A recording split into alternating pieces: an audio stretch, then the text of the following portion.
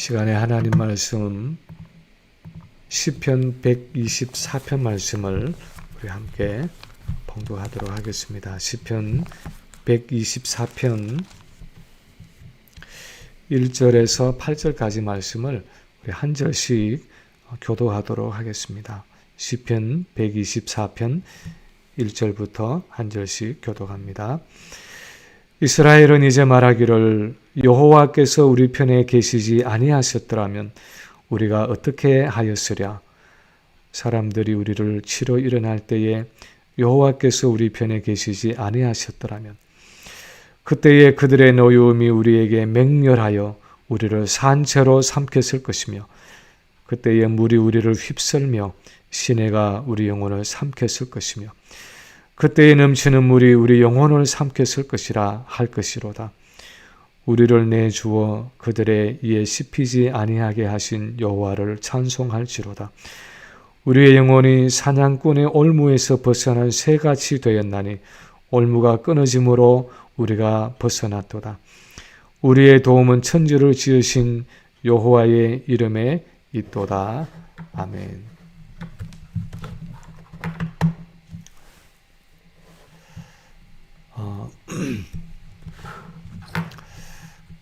우리가 평생을 살아오면서 참 많은 성탄의 절기를 맞고 또 많은 연말을 맞았지만 아마도 올해만큼 특이한 연말을 맞은 적이 별로 없었을 것입니다.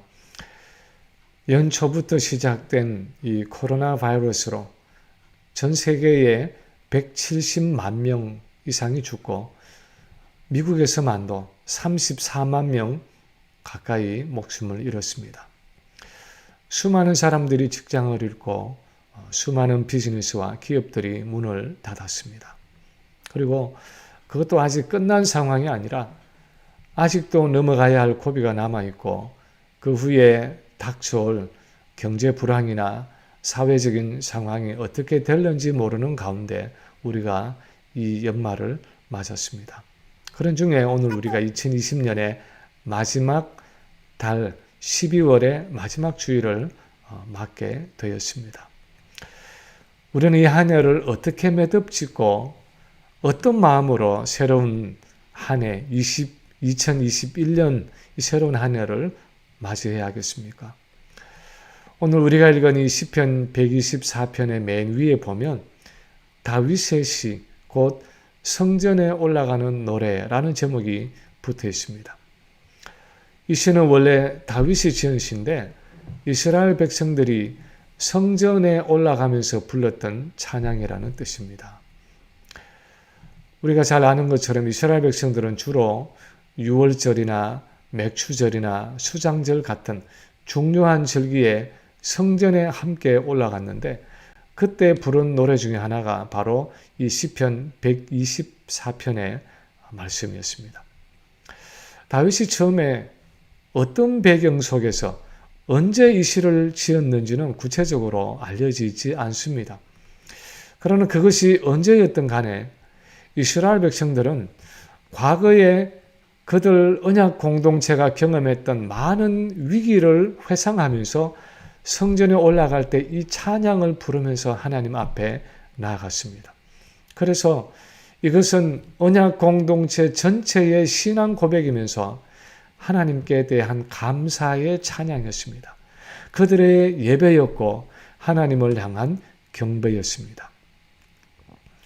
그런 면에서 그때 이스라엘이 노래한 이 신앙 고백에서 우리는 이 연말을 맞이하면서 올 한 해를 어떻게 마무리 지어야 할지에 대한 좋은 가르침을 얻을 수 있습니다.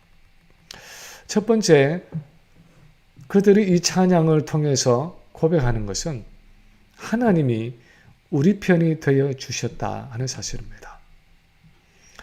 지금까지 하나님이 우리 편이 되어 주셨다 하는 사실을 노래하고 있습니다. 1절에 보면 이 찬양을 인도하는 사람이 먼저 이렇게 노래합니다. 이스라엘은 이제 말하기를 여호와께서 우리 편에 계시지 아니하셨다면 우리가 어떻게 하였으랴. 사람들이 우리를 치러 일어날 때에 여호와께서 우리 편에 계시지 아니하셨다면 하면서 이어가고 있습니다. 여호와께서 우리 편에 계시지 아니하셨다면 우리가 어떻게 하였으랴. 여호와께서 우리 편에 계시지 아니하셨더라면 하면서 두 번씩이나 여호와께서 우리 편에 계시지 아니하셨더라면 그들에게 닥쳤던 그 모든 위기를 극복할 수 없었을 것이라고 고백하고 있습니다. 많은 위기 속에서도 여호와께서 우리 편에 계셨다 하는 것이 언약 백성 이스라엘의 고백이었고 오늘날 언약 백성인 우리 교회의 신앙 고백입니다. 언약 백성 이스라엘의 선함 때문이 아니었습니다. 이스라엘의 의로움 때문이 아니었습니다. 이스라엘 백성의 어떤 탁월함 때문이 아니었습니다. 그러나 하나님은 자신이 이스라엘과 맺은 그 언약의 사랑 때문에 변함없이 그들의 편이 되어 주셨다는 것입니다. 심지어 이스라엘이 범죄하고 순종함으로 하나님을 떠나간 적도 많았지만 하나님은 여전히 그들의 편이 되어 주셔서 그들을 징계하시고 책망하시고 심판하시면서도 그들을 버리지 않으셨다는 의미입니다. 가끔씩 이 성경을 읽으면서 좀 이해가 가지 않는 표현들이 있는데 그 중에 하나가 시편 103편입니다. 이것도 다윗의 시편인데 10절에 보면 우리의 죄를 따라 우리를 처벌하지 아니하시며 우리의 죄악을 따라 우리에게 그대로 갚지는 아니하셨으니 하고 쓰고 있는데 우리의 죄를 따라 우리를 처벌하지 않으시고 우리 죄악을 따라 그대로 갚지 않았다 하는 이 표현은 좀 특이한 표현입니다. 죄를 지었는데도 자기 백성을 죄대로 처벌하지 않으시고 그들의 죄악을 따라 갚지 않으셨다면 사실 하나님은 불의한 하나님 아닙니까? 자기 백성 이스라엘과 자기 백성이 아닌 이방 나라들에 대해서 다른 잣대를 가지고 계시는 공정하지 못한 하나님 아닙니까? 그런데 성경이 가르치는 언약의 개념은 하나님 자신이 그 언약의 중보자가 되셔서 그 죄의 형벌과 저주를 대신 받으실 것이기 때문에 자기 언약 백성의 죄를 용서하시고 끝까지 그들의 편에 서 주셨다는 것입니다. 자기를 희생하면서까지 끝까지 그들의 편에 서 주셨다는 것입니다. 올 한 해 우리가 이 마지막 주일을 보내면서 하나님 앞에 진심으로 고백해야 하는 것은 우리의 그 모든 연약함과 부족함과 죄악됨에도 불구하고 하나님이 우리 편이 되어 주셨다 하는 사실입니다. 우리의 죄대로 갚으셨다면 우리는 이미 이 땅에서 사라졌어야 할 흉악한 죄인들이지만 언약의 중보자 되시는 그 예수 그리스도 때문에 그분의 은혜 때문에 그분의 그 의로움과 그분의 거룩하심 때문에 우리의 불신앙과 불순종에도 불구하고 하나님은 참아주시고 우리를 버리지 않으시고 여전히 언약 백성인 우리 편에 서 주셨다는 사실입니다. 이 코비드-19 팬데믹에 대해서 아마도 여러 가지 해석들을 할 수 있을 것입니다. 어떤 이들은 이것은 하나님의 징계이고 심판이라고 해석합니다. 특히 교회를 향한 하나님의 책망이라고 생각합니다. 그래서 이것 때문에 예배도 못 드리고 수많은 교회들이 문을 닫는 일이 생겼다고 말합니다. 어떤 이들은 이것이 불신자들을 향한 책망이고 경고라고 생각합니다. 물질이나 사업이나 건강이나 어떤 세상적이고 인간적인 것들을 의지하지 말고 오직 생명의 주인 되시는 하나님을 바라보고 나아오도록 전도의 목적을 위해서 하나님이 이 역병을 주셨다고 말합니다. 또 어떤 이들은 이것을 종말론적으로 해석합니다. 이 팬데믹을 통해서 계시록이 말하는 종말의 시기가 앞당겨지고 앞으로 엄청난 종말 사건들이 닥쳐올 것이라고 예측을 합니다.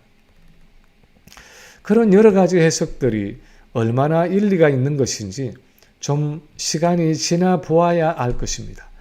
그리고 어쩌면 그런 여러 요소들이 복합적으로 다 들어있어서 하나님이 이 팬데믹을 통해서 우리가 상상하지 못한 일들을 이루어 가실 것입니다. 그런데 그 원인이 무엇이고 그 이유가 무엇이든 간에 분명한 것은 이런 팬데믹 속에서도, 이런 팬데믹으로 일관된 한 해의 삶 속에서도 하나님은 여전히 우리의 편이 되어 주셨다는 사실입니다. 이 극심한 재난 가운데서도 우리의 연약함과 죄악됨에도 불구하고 여전히 우리의 편에 서 주셨다는 사실입니다. 우리 자신이 거룩하고 의롭고 선해서가 아니라 우리 언약의 중보자 되시는 그 예수 그리스도의 온전하신 순종 때문에 하나님은 변함없이 우리 편이 되어 주셨다는 사실입니다. 그것이 올 한 해 우리가 우리의 삶을 결산하면서 인정해야 하는 사실입니다.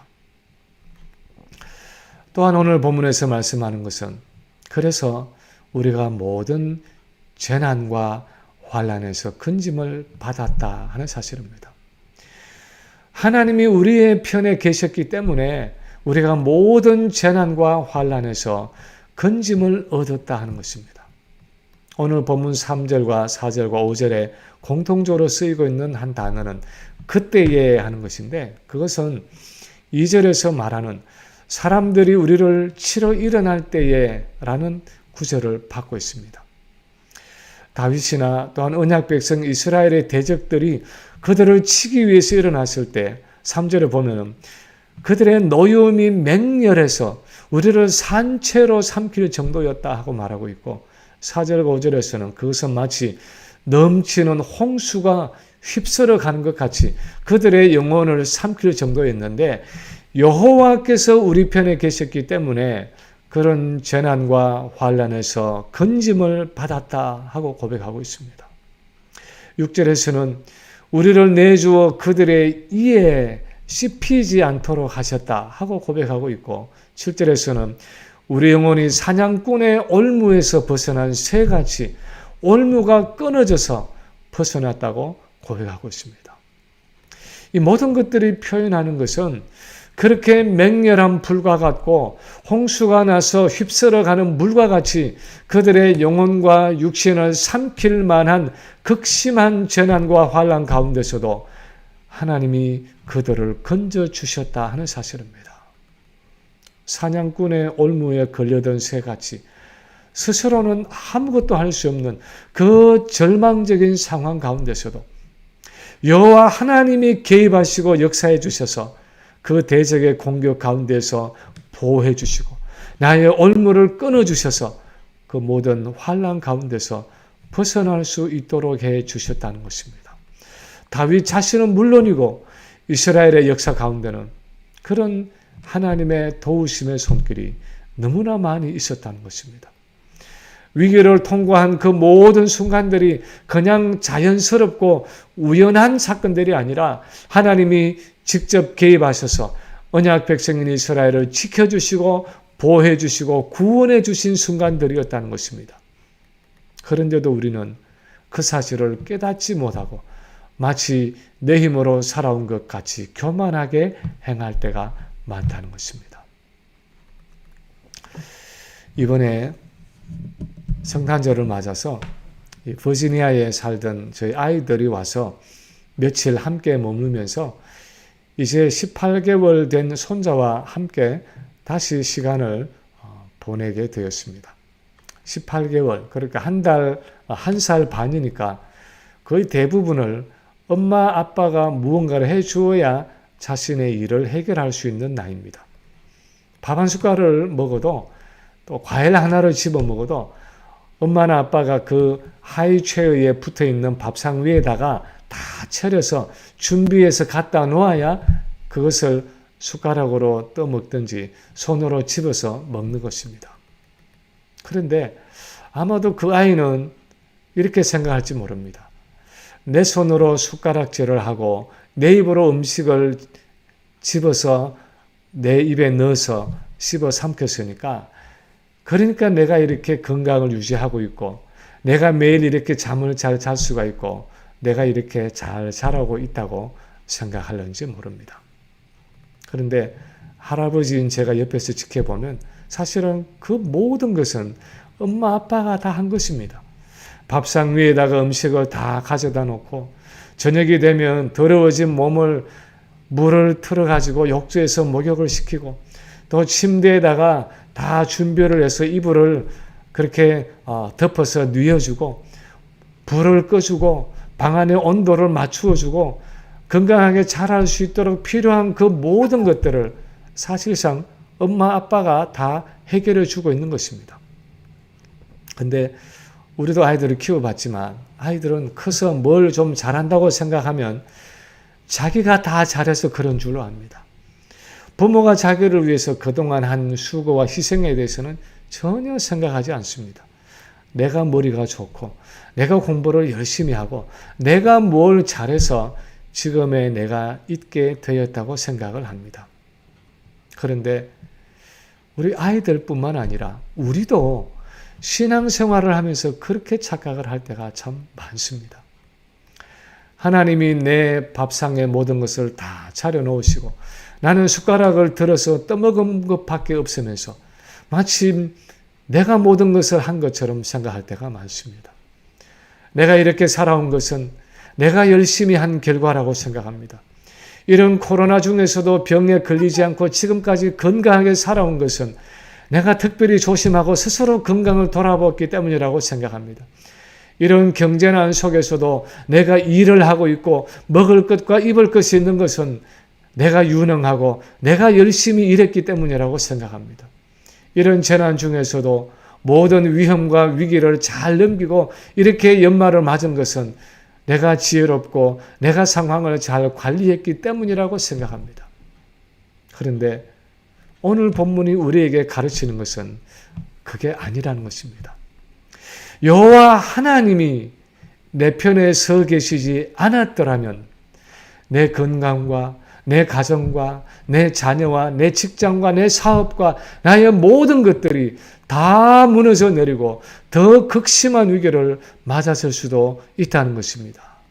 만약 하나님이 나를 보호해 주시고 지켜주시지 않았더라면 나는 훨씬 더 열악하고 처참한 공경 가운데 빠질 수 있었다는 것입니다. 그런데 하나님이 나의 편이 되어 주셨기 때문에 하나님이 나를 지켜 보호해 주셨기 때문에 하나님이 나를 공경 가운데 건져주시고 모든 사단의 공격 가운데서 지켜주시고 감당할 수 있는 믿음과 성령의 은혜를 날마다 공급해 주셨기 때문에 내가 오늘 이 시간 여기까지 올 수 있었다는 것입니다. 하나님께서 이 모든 일을 하셨다는 것입니다.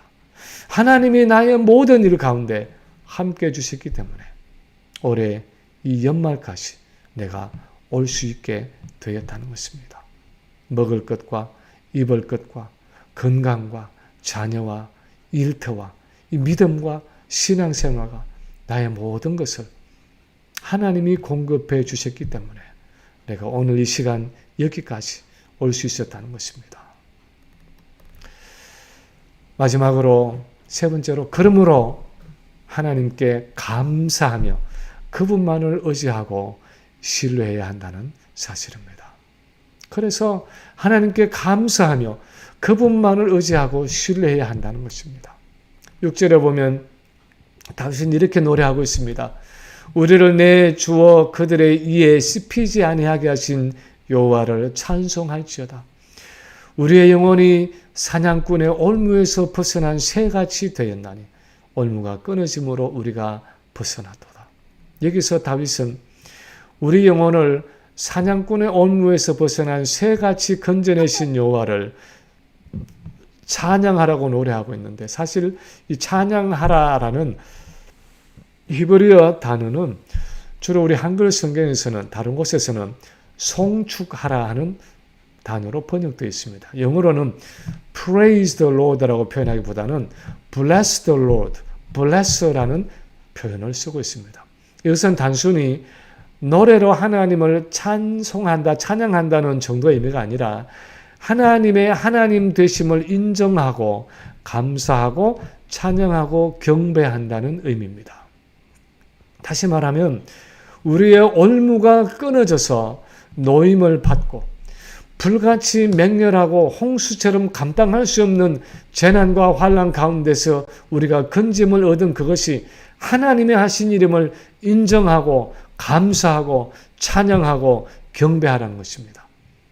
그것을 통해서 하나님의 하나님 되심을 인정하고 그분께 합당한 영광을 올려드리라는 것입니다. 사실 하나님이 하신 일을 끊임없이 내가 한 것처럼 생각하고 마음을 높이고 나를 자랑하려고 하는 것이 우리 인간이 가지고 있는 죄성입니다. 우리 인간은 본성적으로 나를 드러내기를 원하고 내가 인정받기를 원하고 내가 영광 얻기를 원합니다. 그것이 우리가 아담의 후손으로서 가지고 있는 교만이고 마음의 부패함입니다. 그런데 오늘 본문이 우리에게 가르치는 것은 우리가 그렇게 극심한 재난과 환난 가운데 건짐을 받고 보호를 받고 어려움을 통과할 수 있었던 것은 나의 지혜와 나의 능력 때문이 아니라 하나님이 내 편이 되셔서 나의 모든 것을 주장해 주시고 인도해 주셨기 때문이라는 것입니다. 그러므로 이 모든 것을 하나님이 하셨다는 그 사실을 인정하고 감사하고 찬양하고 경배해야 한다는 것입니다. 그리고 더 나아가서 이렇게 나를 환난 가운데 건지신 그 하나님을 의지하고 신뢰해야 한다는 것입니다. 8절에 보면 다윗이 이렇게 노래합니다. 우리의 도움은 천지를 지으신 여호와의 이름에 있도다. 고대 근동 지방에서 이름이라는 것은 그 사람의 존재와 속성 자체를 의미했습니다. 결국 우리의 도움은 하늘과 땅을 지으신 창조주 하나님의 존재와 능력에 달려있다는 것입니다. 그분은 이 세상의 모든 것을 지으신 분이라는 것입니다. 그것이 무엇이든 간에 그것이 맹렬한 불이든지 넘치던 홍수든지 사냥꾼의 올무이든지 그 무엇이든 간에 창조주이신 그분의 주권과 섭리 안에 있기 때문에 그분만이 우리의 진정한 도움이 되신다는 것입니다. 그러므로 그분의 하나님 되심을 인정하고 감사하고 찬양할 뿐 아니라 천지와 만물을 지으신 창조주이신 그분을 의지하고 신뢰하고 우리의 모든 일을 그분에게 맡겨야 한다는 것입니다.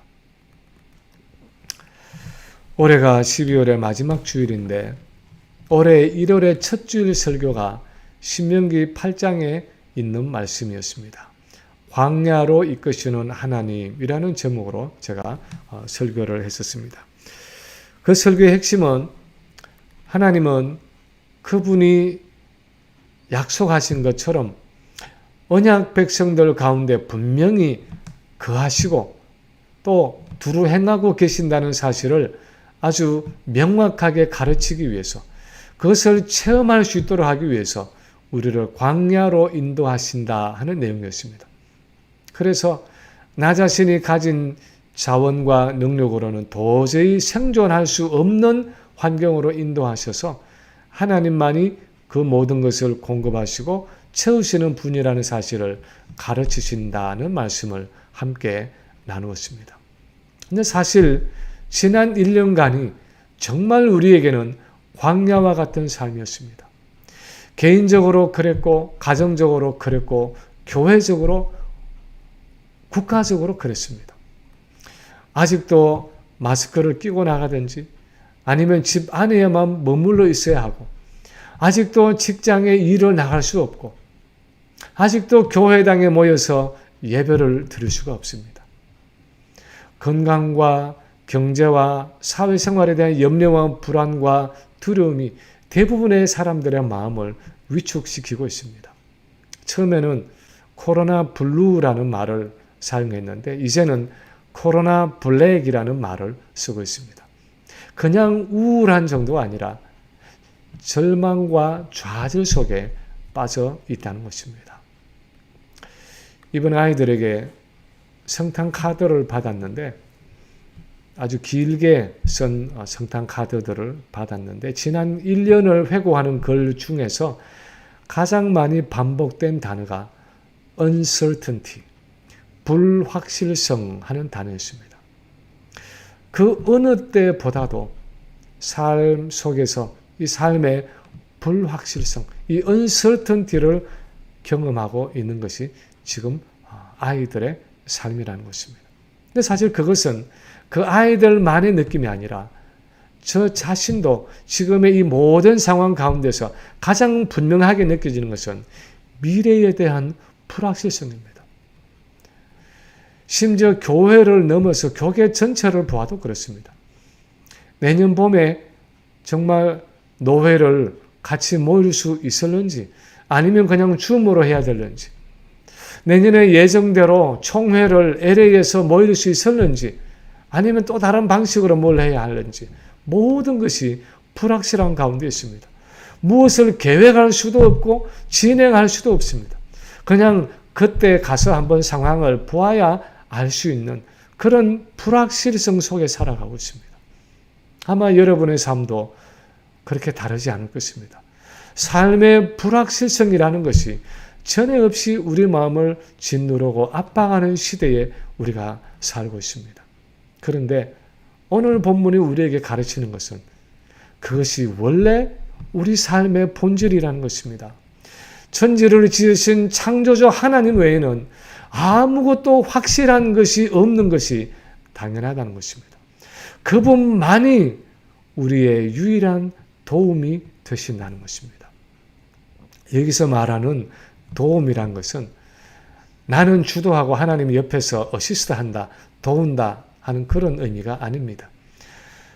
내가 산을 향하여 눈을 들리라 나의 도움이 어디서 올꼬 나의 도움이 천지를 지으신 여호와에게서로다 하는 시편 121편의 말씀처럼 하나님은 나의 필요를 채워주시는 유일한 능력의 근원이 되신다는 것을 의미합니다. 천지를 지으신 그분 외에는 내게 도움을 주실 분이 없다는 것입니다. 그분 외에는 내게 그 일을 할 수 있는 지혜와 능력을 주실 분이 없다는 것입니다. 그분 외에는 내가 무엇을 할 수 있는 어떤 자원과 여건을 만들어 주실 분이 없다는 것입니다. 천지를 지으신 하나님 한 분만이 내게 도움을 주실 수 있다는 것입니다. 그분만이 내가 신뢰할 분이 되시고 그분만이 내가 의지할 분이 되시고 그분만이 내가 붙들고 능력을 간구할 분이 되신다는 것입니다. 코로나 팬데믹으로 얼룩진 이 한 해를 마무리 지으면서 우리는 어떤 교훈을 얻고 어떻게 이 한 해를 마무리 지어야 하겠습니까? 내 삶에서 하나님의 하나님 되심을 진정으로 인정하고 고백하는 것입니다. 아직도 노력하기만 하면 내가 내 건강을 지킬 수 있다고 생각하고 있습니까? 아직도 내가 원하기만 하면 얼마든지 내가 사업을 할 수도 있고 직장일을 할 수도 있다고 생각하고 있습니까? 아직도 내가 마음먹기만 하면 내가 계획하는 것을 얼마든지 이룰 수 있다고 생각하고 있습니까? 이제는 그런 헛된 망상을 버려야 한다는 것입니다. 이제는 하나님이 아니면 안 된다는 사실을 인정하라고 말씀하십니다. 내 건강도, 내 가정도, 내 부부관계도, 내 자녀도, 내 경제 문제도, 내 직장 문제도, 내 미래의 꿈과 계획도, 나의 생명조차도 하나님이 개입하시지 않으면 내가 원하는 대로 되어질 수 없다는 사실을 인정하라는 것입니다. 천지를 지으신 그 하나님만이 나의 진정한 도움이 되신다는 사실을 진정으로 고백해야 한다고 말씀하고 있습니다. 이제 말씀을 마칩니다. 코로나 바이러스가 시작되던 초기에 어떤 분이 이런 글을 써서 카톡에 올렸습니다. 주님은 코로나 19 재앙을 통해 한나라 최고의 권세를 가진 총리도 왕위를 이을 왕세자도 돈 많은 재벌도 유명한 할리우드 배우도 가난한 노숙자도 차별하지 않고 찾아가서 그 모든 권세도 명예도 돈도 아무것도 아니다라는 것을 깨닫게 하십니다. 비행기가 있어도 날리지 못하게 하시고 발이 있어도 다니지 못하게 하시고 문화나 종교나 민족이나 국가를 물론하고 모든 문을 철장으로 잠그셨습니다. 매일 수많은 사람들이 죽어나가지만 약이 있어도 소용이 없게 하시고 의사가 있고 병원이 있어도 아무것도 할 수 없게 하셨습니다. 결국 사람이 할 수 있는 일이란 아무것도 없는 상황에 이르게 하셔서 하나님만 필요함을 깨닫게 하십니다. 하나님은 가시 울타리를 치시어 이웃과 이웃을 단절시키시고 도시와 민족과 나라도 다 차단시키는가 하면 심지어 어버이가 죽어가도 방문조차 못하게 하시고 철저히 골방에 홀로 가두시어 오직 바라볼 분은 주님밖에 없음을 깨닫게 하십니다. 사자도 길들이는 사람들이 숙주가 없으면 살지도 못하는 바이러스에게 공포를 느끼게 하시고 죽음이 혹시 내 문을 두드리지는 않는지 귀를 세우게 하시고 강한 자인 줄로 착각하며 사는 자에게 손을 들게 하시고 사람에겐 반드시 종말이 있음을 깨닫게 하십니다. 주님, 우리가 다 잃어도 잃어서는 안 되는 분이 바로 주님이시라는 것을, 다 가져도 주님을 갖지 못하면 그 삶은 아무것도 아니라는 것을 이제 이번 코로나 재앙을 통해서 깨닫게 하소서. 이거를 SNS에다가 올렸습니다. 그렇습니다. 정말 하나님이 우리 편이 되지 않으셨더라면 우리는 아무것도 할 수 없는 사람들입니다. 정말 하나님만이 우리의 도움이 되십니다. 천지를 지으신 하나님만이 우리의 도움이 되시고 우리의 피난처가 되시고 우리의 반석이 되십니다. 2020년 한 해를 마무리 짓는 마지막 주일에 다시 한번 하나님이 우리의 모든 것이 되심을 고백하고 오늘 이 시간까지 우리 편이 되셔서 우리를 재난과 환난 가운데서 건져주신 그 하나님께 감사하고 찬송하면서 다가오는 새해에도 하나님만을 의지하고 살아가는 우리 모든 성도들이 되시기를 주님의 이름으로 간절히 축원합니다. 이 시간 우리가 오늘 본문 말씀을 다시 한번 기억하면서 함께